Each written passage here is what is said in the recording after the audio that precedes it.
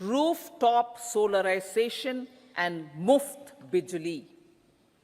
Through rooftop solarization, 1 crore households will be enabled to obtain up to 300 units free electricity every month. This scheme follows the resolve of Honorable Prime Minister on the historic day of consecration of Sri Ram Mandir in Ayodhya. Following benefits are expected. Savings up to 15 to 18,000 rupees annually for households from free solar electricity and selling the surplus to the distribution companies. Charging of electric vehicles. Entrepreneurship opportunities for a large number of vendors for supply and installation. Employment opportunities for the youth with technical skills in manufacturing, installation, and maintenance. Housing for middle class. Our government will launch a scheme to help deserving sections of the middle class, and I quote from Honorable Prime Minister's words, living in rented houses or slums or chawls and unauthorized colonies, unquote, to buy or build their own houses.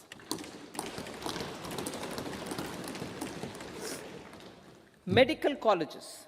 Several youth are ambitious to get qualified as doctors. They aim to serve our people through improved healthcare services. Our government plans to set up more medical colleges by utilizing the existing hospital infrastructure under various departments. A committee for this purpose will be set up to examine the issues and make relevant recommendations. Cervical cancer vaccination.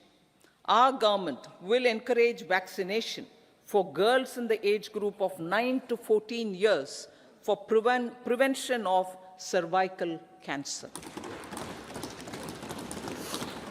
Maternal and child health care. Various schemes for maternal and child care will be brought under one comprehensive program for synergy in implementation.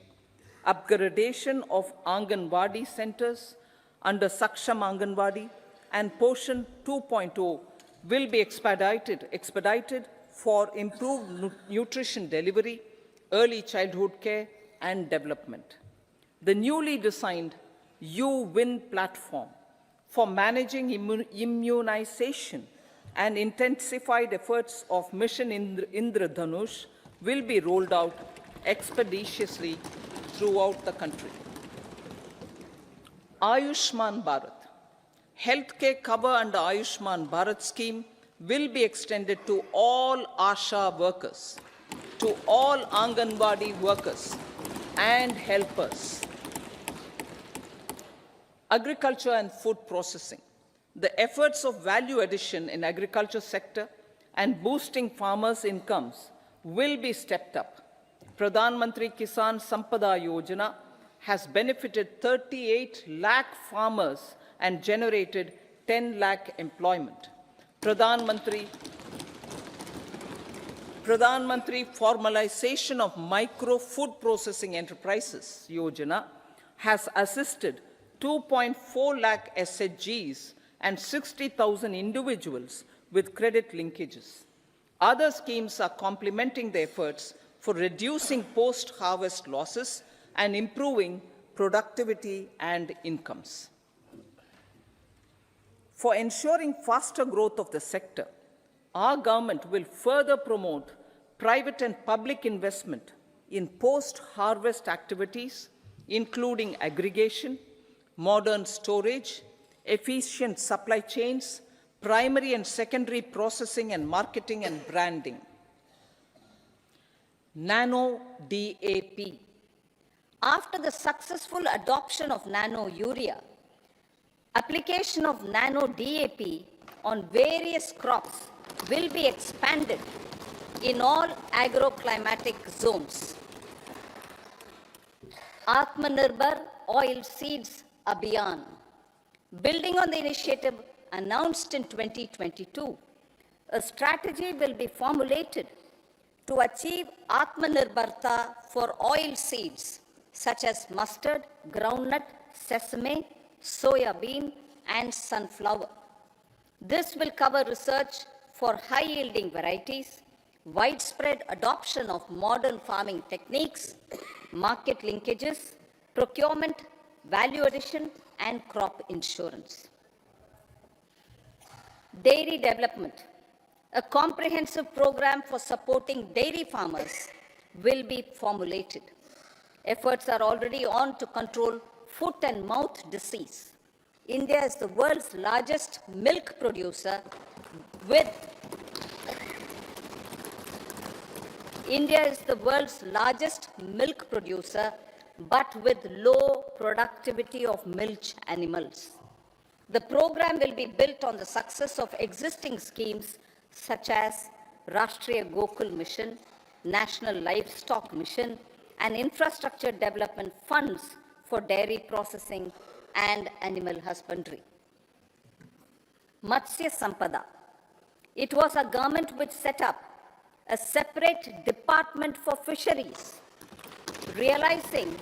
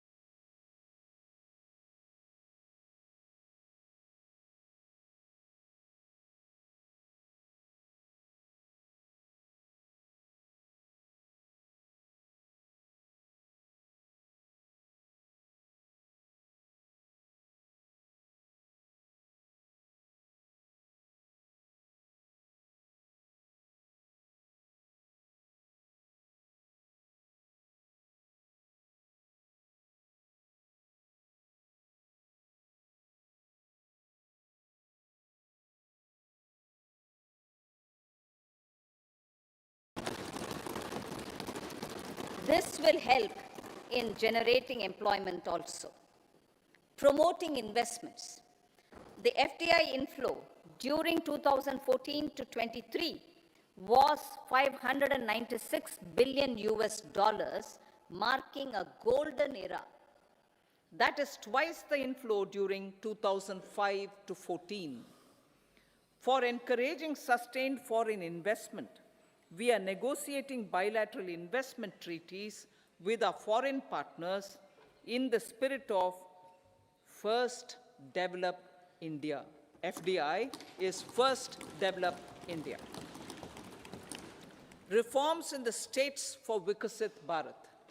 Many growth and development enabling reforms are needed in the states for realizing the vision of Vikasit Bharat.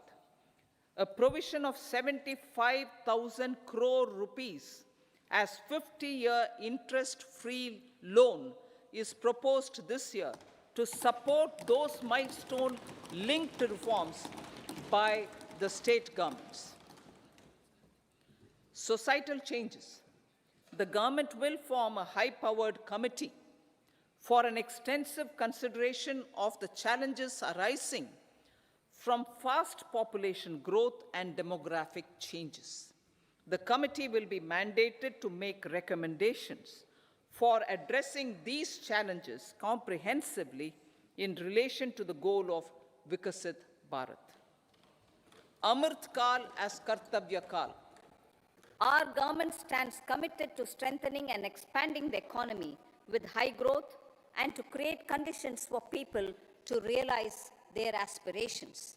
Honorable Prime Minister, in his Independence Day address to the nation in the 75th year of our Republic, said, and I quote, "We commit ourselves to national development with new inspirations, new consciousness, new resolutions as the country opens up immense possibilities and opportunities. It is our Kartavya Kal." Unquote. Every challenge of the pre-2014 era was overcome through our economic management and our governance. These have placed the country on a resolute path of sustained high growth. This has been possible through right policies, true intentions, and appropriate decisions.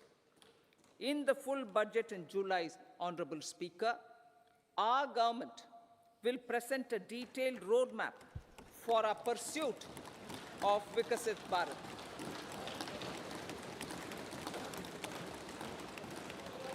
Revised estimates. Revised estimates of 2023-24. The revised estimate of the total receipts other than borrowings is 27.56 lakh crores of rupees, of which the tax receipts are 23.24 lakh crore rupees. The revised estimate of total expenditure is 44.90 lakh crore rupees. The revenue receipts at 30.3 lakh crore rupees are expected to be higher than the budget estimate, reflecting strong growth momentum and formalization in the economy. The revised estimate of the fiscal deficit is 5.8% of GDP, improving on the budget estimate, notwithstanding moderation in the nominal growth estimates. Budget estimates for 2024-25.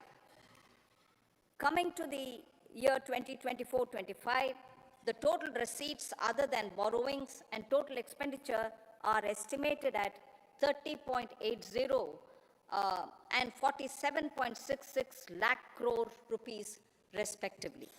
The tax receipts are estimated at 26.02 lakh crore rupees.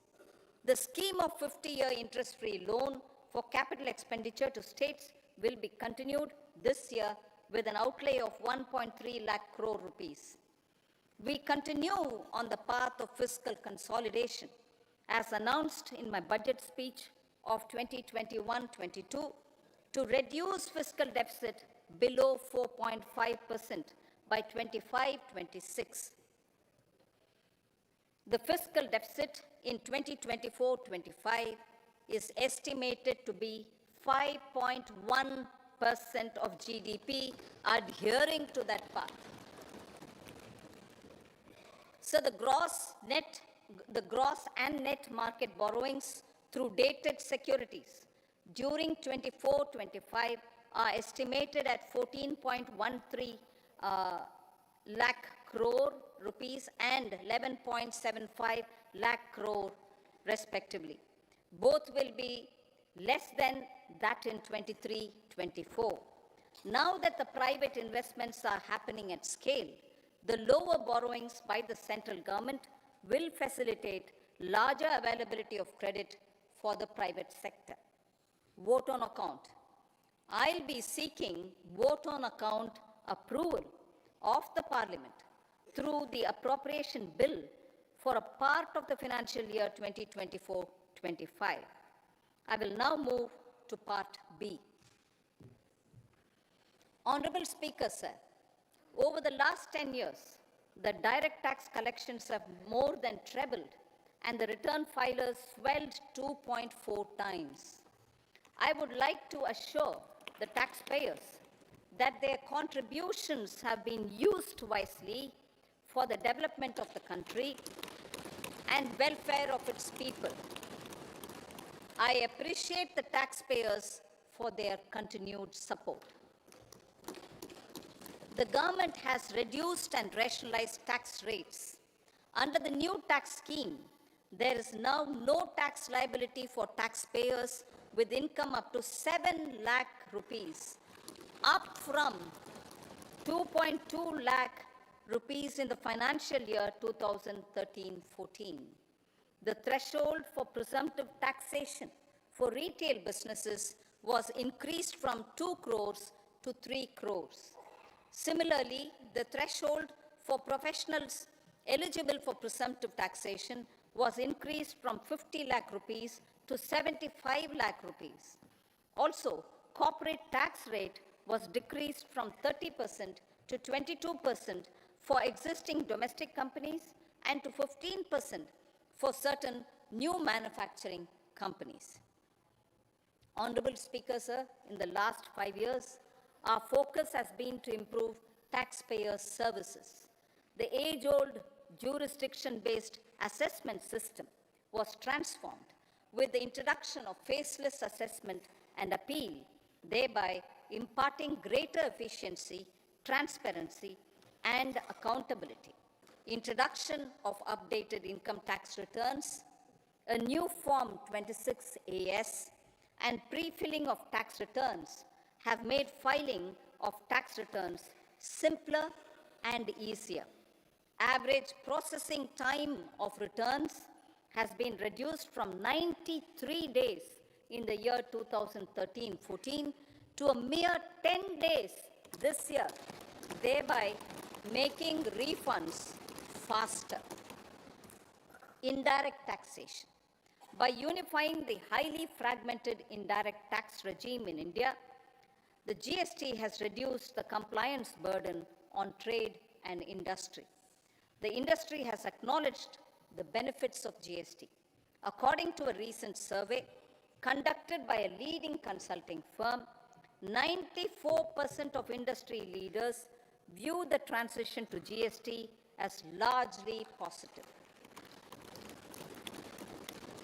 According to 80% of the respondents, it has led to supply chain optimization, as elimination of tax arbitrage and octroi has resulted in disbanding of checkposts at the state and city boundaries. At the same time, tax base of GST more than doubled, and the average monthly gross GST collection has almost doubled to 1.66 lakh crores this year. States too have benefited. States' SGST revenue, including compensation released to states in the post-GST period of 2017-18 to 2022-23, has achieved a buoyancy of 1.22. In contrast, the tax buoyancy of state revenues from subsumed taxes in the pre-GST 4-year period of 2012-13 to 2015-16 was a mere 0.72. The biggest beneficiaries are consumers, as reduction in logistic cost and taxes have brought down prices of most goods and services. We have taken a number of steps in customs to facilitate international trade. As a result, the import release time declined by 47% to 71 hours at inland container depots, by 28% to 44 hours at air cargo complexes, and by 27% to 85 hours at seaports over the last 4 years since 2019, when the national time release studies were first started. Tax proposals. As for tax proposals, in keeping with the convention, I do not propose to make any changes relating to taxation and propose to retain the same tax rates for direct and indirect taxes, including import duties. However, certain tax benefits to startups and investments made by sovereign wealth or pension funds, as also tax exemption on certain income of some IFSC units, are expiring on 31/3/2024. To provide continuity in taxation, I propose to extend the date to 31/3/2025. Moreover, in line with the government's vision to improve ease of living and ease of doing business, I wish to make an announcement to improve taxpayers' services. There are a large number of petty, non-verified, non-reconciled, or disputed direct tax demands, many of them dating as far back as 1962, which continue to remain on the books, causing anxiety to honest taxpayers and hindering refunds of subsequent years. Honorable Speaker, sir, I propose to withdraw such outstanding direct tax demands up to 25,000 rupees pertaining to the period up to financial year 2009-10 and up to 10,000 rupees for financial years 2010-11 to 2014-15. This is expected to benefit about 1 crore taxpayers. 1 crore taxpayers would benefit out of this. Economy then and now. In 2014, when our government assumed the reins, the responsibility to mend the economy step by step and to put the governance systems in order was enormous. The need of the hour was to give hope to the people, to attract investments, and to build support for the much-needed reforms.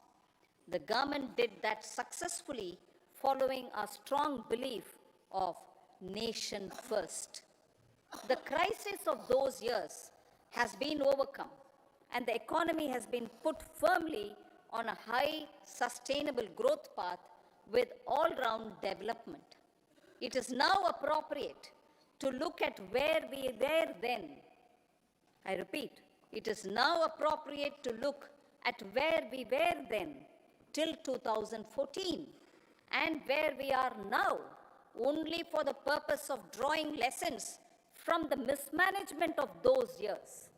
The government will lay a white paper on table of the House.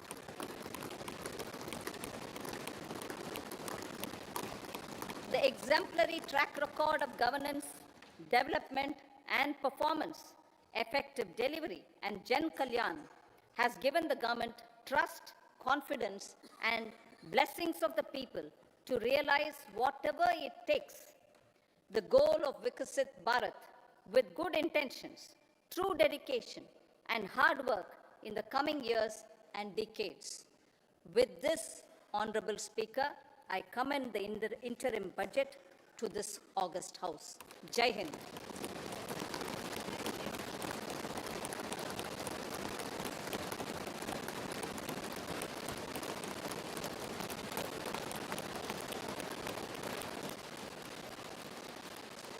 Item number 2 Shrimati Nirmala Sitharaman ji.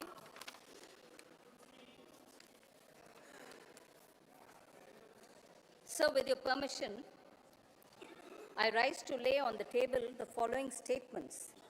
Under Section 3(1) of the Fiscal Responsibility and Budget Management Act 2003, medium-term fiscal policy cum fiscal policy strategy statement and macroeconomic framework statement. Item number 3 Shrimati Nirmala Sitharaman ji. Sir, with your permission, I rise to move for leave to introduce the Finance Bill 2024. प्रश्न ये है कि विधेयक को पुनर्स्थापित करने की अनुमति प्रदान की जाए। जो सदस्य इसके पक्ष में हाँ कहें, जो सदस्य विरोध में ना कहें। मेरे विचार में निर्णय हाँ वालों के पक्ष हुआ, हाँ वालों के पक्ष हुआ। माननीय मंत्री जी विधेयक को पुनर्स्थापित करें। Sir, I introduce the bill. सभा की कार्रवाई शुक्रवार दिनांक 2 फरवरी 2024 को प्राप्त 11 बजे तक के लिए स्थगित की जाती है।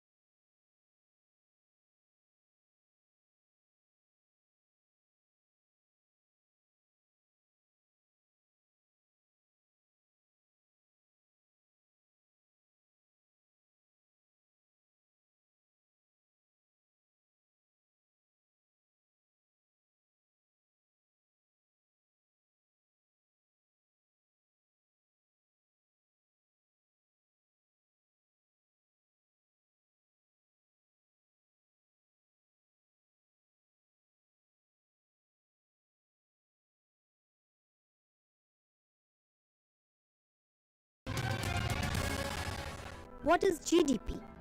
GDP, or gross domestic product, is total market value of all final goods and services produced in the country over a period of time, usually 1 year. Increasing GDP or GDP growth rate indicates the overall health of the economy.